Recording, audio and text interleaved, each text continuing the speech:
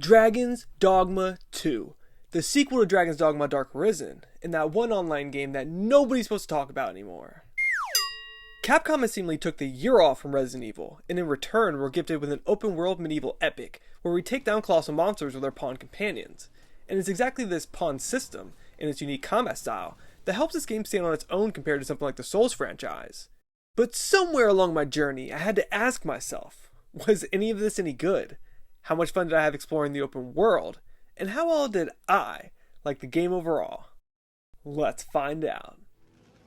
But first and foremost, if you've been watching my content for a little bit, please consider subscribing. I post content weekly, and you don't want to miss a thing. Thanks. Story.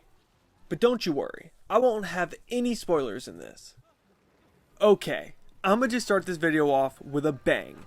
I know some people are gonna think I crossed the line saying this, but I honestly feel like Dragon's Dogma 2, although a fun game at times, has one of the worst RPG storylines I've ever experienced in a video game in recent memory. Much like the first game, you control a created character called the Arisen, a character meant to become ruler of the lands, sporting a scar on his chest from where the dragon has stolen his heart, somehow giving the Arisen the power to rise again and continue onward, obtaining and controlling pawns that will obey and follow the Arisen's every command. Starting off your journey, you go on a mission looking for an imposter who's claiming to be the Arisen, giving him access to the throne for his own personal gain. Although not a bad setup, the game kicks off fairly well. But it's how the story progresses that makes the game feel underwhelming in that regard. To me, it always felt like when a storyline begins in-game, they never actually gets a proper finish, or in some cases, they just never revisit it again. And before you know it, you've already moved on to an entirely new area with their own storyline and side content. It's almost like this game gives you too much freedom, and because of that the storyline suffers from it. The game starts with some political intrigue, but quickly forgets its path by losing all momentum, putting far too much focus on hush-hush side-eye talk, and it makes things a slogfest. Nothing within the main storyline until the end of the game was of any interest to me, so by default, I could care less if a character lived or died, besides the fact that without them, it might impact a questline later on in game, making it easier to just use the wake zones on myself or my pawns. There was a couple unique side quest storylines that were pretty great, such as the Sphinx questline and the Phantom Oxcar quest. Which, by the way, I resetted my in-save like 5 times for that questline. And truly, it helped keep me engaged for the long haul, but overall, the story in Dragon's Dogma 2 was a letdown in almost every regard, and I'm surprised, because this is coming from a company like Capcom, who's created some of my favorite storylines of all time within the Resident Evil franchise. If you're someone who plays games because you're looking for a fulfilling story, then I would sit this one out. But all in all, the story isn't really Dragon's Dogma 2's main appeal, but unfortunately, it's definitely its biggest weakness. Graphics. Okay, on to controversy number 2. Unless you watch absolutely no gaming content whatsoever, you probably heard a bunch of mixed stuff on the graphics in Dragon's Dogma 2. Now, I managed to play the game on the PS5, and the game was capped at 30 frames per second with HDR and ray tracing turned on. There's only one graphics mode, so everyone plays on the same settings, and there is no way to obtain 60 frames per second on console. All in all, this was a massive disappointment for me. Personally, I play 60 frames per second at all times in all games, and although I can get used to 30 frames and still enjoy a game, not having the option on a next-gen only game in 2024 is pathetic. As a diehard Resident Evil fan, I'm disappointed in Capcom because I know what they're capable of graphically, and this is not them at their best. At times, the game can be beautiful and the art direction is fantastic, but frame stutters, constant popping, flat draw distance, and screen smearing just overall taints this experience for me. This should have been so much better. Since launch, the game has seen a number of patches on the PS5 version of the game, fixing some performance issues, but majority of the graphical problems still persist at the time of publishing this video. Oh yeah, there's bugs too. Luckily, I didn't play on PC because I heard without a high-end PC, you could suffer game crashes rendering the game unplayable. But if you're one of the lucky ones and you can get your game to work, then you could play at a near 60 frames per second on PC. And I say near 60 because I heard even that struggles at times. Now, I'm unsure if that's still the case or if that's been patched, but I just thought I should mention this just in case. Gameplay. Outside of basic questing, Dragon's Dogma 2's gameplay is about as unconventional as it comes. I can guarantee, unless you've played the first game Dark Arisen, you've never experienced a game like this before. This game only has two types of saves: your in save, which is when you rest at an inn or your home to regain your health, or the basic save, which is one save file that shares your manual saves as well as your auto saves. So your manual saves are constantly being overwritten by your auto saves in game, which you cannot turn off. The only way to ensure you have a hard save is with an in save. And I can't lie, there's aspects of this that I like, but constantly overriding my only save file is trash. The game functions this way because I want to emulate the feeling of survival when you're away from towns and exploring in the wilds, all while giving the feeling that you're in a world that only progresses forward, making decisions far more important. One wrong move could ruin an entire quest, or perhaps get somebody killed. While exploring the wild, you'll find campfires where you can heal yourself and your party, and rift stones so you can swap out pawns that are underleveled or just not working with your current setup. And this is where one of the game's most unforgiving mechanics comes into play: the Dragon's Plague. Essentially, if you encounter a pawn in the rift that's an utter asshole or has red eyes, then they have the Dragon's Plague. These pawns are incredibly dangerous and could eventually kill everything in their path while you're asleep, even wiping out entire towns, ruining tons of questlines along the way. With the only way to fight back against the plague is by catching it early and either killing or dismissing your pawns before it spreads.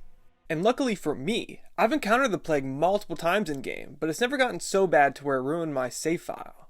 It's definitely a minor annoyance, but if you're someone less aware of its existence in game, then it can become a huge burden. Personally, I'm a fan of its existence in game, giving us an extra layer of difficulty, but I understand not everyone feels the same way as me. I should also mention that this game's not too keen on fast traveling either. In order to fast travel, you'll have to obtain an ultra rare item called a pork crystal. After obtaining one, you'll eventually have to walk or run to the location that you want to put down that pork crystal, and essentially create a fast travel point. From then on, you can fast travel to that location, but only if you're in possession of a fairy stone, which are also pretty rare to come across, representing some sort of currency exchange for fast traveling in game. So there's tons of backtracking in game with exploring and questing. It's actually an aspect of the game that I found to be quite special, and I love that they're trying to create something that's not done often in gaming and unapologetically. What I don't love, however, are the microtransactions that impact the gameplay, such as the pork crystals and the wake stones, basically giving whoever wants to cough up extra money an extra fast travel location and lives. Like honestly, that is so whack. In the long run, it doesn't really impact my gameplay at all negatively, but it's just super lame and it shouldn't even be a thing. Almost as if the inconveniences in game were manufactured in a way to create revenue from microtransactions. And truly, it's a shame, because surviving what this game throws at you is so much fun, and it made me want to keep playing. Taking down a massive griffin with your pawns while it's dark out is what this game's all about. These rare moments. And it's a recipe for a fantastic game that has depth and realism. But there's just some systems around all this greatness that kind of lessens the overall package for me. Exploration. The one thing that we all come to a game like Dragon's Dogma for is exploration. Dragon's Dogma 2 is a game that's meant to be explored from the ground up. Early in my journey, I thought certain parts of the map were inaccessible, but the farther you get into the game and acquire more skills, you'll soon to realize that every inch of the map is meant to be explored. Like, there's a ton of verticality in the exploration of this game. The world's not only huge, but it's riddled with a ton of secrets to discover and monsters to slay. Starting out, your journey in Dragon's Dogma 2 could be a little bit overwhelming at first, with the amount of backtracking while questing, but mid to late game, this becomes less of an issue once you start stumbling upon pork crystals and acquire more fairy stones. As you explore, you'll want to use any and all campfires and rift stones to your advantage to keep your team above level and healthy to ensure you're ready for any scenario. Stumbling upon an ogre or minotaur with a weak team is a recipe for disaster. And you don't want to get caught lacking. This game has tons of hidden caves to explore, chests to loot, and secret tokens to collect, acting as the game's main collectible with 220 to collect, and once you obtained enough, you can turn them in for some of the best loot in the game. Although I'm in agreement that the main selling point for a game like Dragon's Dogma 2 is in its exploration, I must admit that it's not perfect. For one, the loot you'll find inside of chests around the map doesn't really matter much. Majority of the time, it's not even for the vocation that you're currently using, or they're just weaker versions of stuff that you can buy from shops, which really isn't great for repeated playthroughs. Majority of the chests you'll find around the map just gives gold, and in late game that's very valuable, but it would have hit way better if they would have hidden the best loot around the map somewhere, or perhaps made us defeat something for it. Secondly, one of this game's biggest issues is the weight requirements while exploring. Surprisingly, the reason I returned to town or my house the most was to dump loot into my storage. Walking around with a ton of stuff makes your character run incredibly slow, and with as much backtracking and running you do in this game, it makes the game progress so slowly. you'll run out of stamina incredibly fast while overburdened, and the only way to raise your carry weight is by wearing specific rings and finding gold trove beetles scattered around the map. Which was a nice touch, but they needed a bigger boost. In my opinion, a game like Elden Ring was improved by getting rid of its weight requirements, especially in such an exploration-centric game, and I think a series like Dragon's Dogma could also benefit from something like this in the future. Lastly, not being able to swim is kinda lame. If you go in the water, you'll be grabbed by the brine. If you're the Arisen, you'll just spawn back up on the map, but if you're any of the pawns, it's time to revisit the Riftstone. I honestly can't even count how many times my pawns have died from drowning. And I understand there's lore context in game on why you cannot swim, but I can't help but feel like the game's exploration would have been improved with the ability to swim. Questing. Unfortunately, the questing in this game is another aspect I did not enjoy. They were way too fetch questy and required an unreal amount of backtracking to complete quest lines, and I didn't love that. I just remember feeling so bored while doing quests in game. It was only when I put doing quests on the back burner and completed them while exploring that they felt natural and fun, but after exploring an entire area in full, it's just endless treks back and forth slaying mobs majority of the time, and it starts to become extremely tedious. I wanted to love Dragon's Dogma's story and quest lines, but the fact of the matter is that I just didn't. There are some outliers like I stated earlier, like the Sphinx quest line, which makes you answer 10 riddles in exchange for loot, along with the opportunity to slay the beast, and once you get them all correct, you'll gain a very strong and special item. These were the moments that I loved in this game, and it typically ended with me slaying some sort of unique and tough bosses, but the heavy emphasis on backtracking, boring hush-hush dialogue, and the fact that majority of the quests are tied to some sort of time gate, whether that's sleeping repeatedly to forward a quest, or tackling it right then and there, no matter what you're currently doing, because that's what the game forces you to do, or else you risk losing access to it later. It's just a mess, and I think it's where the major disconnect for me stemmed from with this game. I love hard games. Give me all the challenge in the world. I'm okay with losing quest lines and having to replay in New Game Plus, but the problem here is that it's just boring compared to something like a Souls game. After I explore everything, there's really no reason to again in New Game Plus, let alone once again for a quest line that will almost certainly just give me gold, and it's a real shame. Combat and Vocations. Compared to most other top-of-the-line RPGs, Dragon's Dogma 2 does something unique with its combat systems. The use of pawns gives off a sense of team building for combat scenarios, all while giving off a feeling of playing with others while using AI companions. And for a majority of my playthrough, I felt like Capcom nailed this aspect of the game. And technically yes, I might not be playing with a friend directly, but stumbling upon a friend's creation in the wild does give off a sense of community. And I must admit, the option to have someone play next to you would have been great, but that's just not Dragon's Dogma unfortunately. The AI for the most part was smart, and will help you take down almost anything in your path as long as you're building a viable team, and I really enjoyed that aspect of the combat. Outside of pawn development and management though, you'll have to choose a vocation for yourself and your main pawn. Vocations are character classes that change your entire playstyle, as well as weapons and armor you can use. Starting off, you'll have access to only 4 vocations: Fighter, Archer, Thief, and Mage. But fairly quickly in game, you'll gain access to 2 more vocations: Warrior and Sorcerer. These 6 vocations are essentially your basic vocations that can be used between yourself and your main pawn. All other vocations after the 6 are considered advanced vocations and can only be used by the Arisen and not your main pawn, which I thought was fair for balance sake, so you couldn't just stack the strongest vocations. As you level up these vocations, you'll gain access to more skills which grant strong abilities, core skills which enhance how your vocations play on a mechanical level, and augments, which are unlockable perks that can be used while you play other vocations as well. Augments are great because it encourages play with all vocations, especially if a perk is incredibly valuable to a build you want to create. Ultimately, I enjoyed experimenting and playing with all the vocations this game has to offer, but after some time with the game it felt like RPG classes, but just simplified and streamlined, and I wanted more out of the game in the long run in that department, and it really shines a light on how generous a game like Elden Ring is overall. People love to claim that Dragon's Dogma 2 has all this replay value with its vocations, and you can get dozens of hours out of that game, but it's just not really true. The way this game is designed, almost everyone would have played each vocation by the end of their playthrough, and even maxed out majority of them. Not to mention, weapon variety isn't that great, and a lot of them play very similar within the same vocation, so you only ever change them for a stat boost. I'm also sad to inform you all that the arcade style video game lives have returned in this entry, with Capcom trying to popularize them once again with Wakestones, and this should 100% not be supported in any shape or form. I'm okay with them as a game mechanic, but where Capcom loses me is where they're trying to monetize these things, and it's a very slippery slope. Wake stones are essentially an in-game item that works as an extra Mario life for you when you die. If you're not in possession of a wake stone when you die, then too bad. You start from your last autosave or end save. And although you'll have access to plenty of wake stone shards and wake stones in your playthrough, it just felt like an overall pain point in the long run while playing. Like an extra annoyance placed in the game under the guise of a unique mechanic in hardcore gameplay, but in reality, it's just another desperate attempt for monetization. Enemy variety and bosses.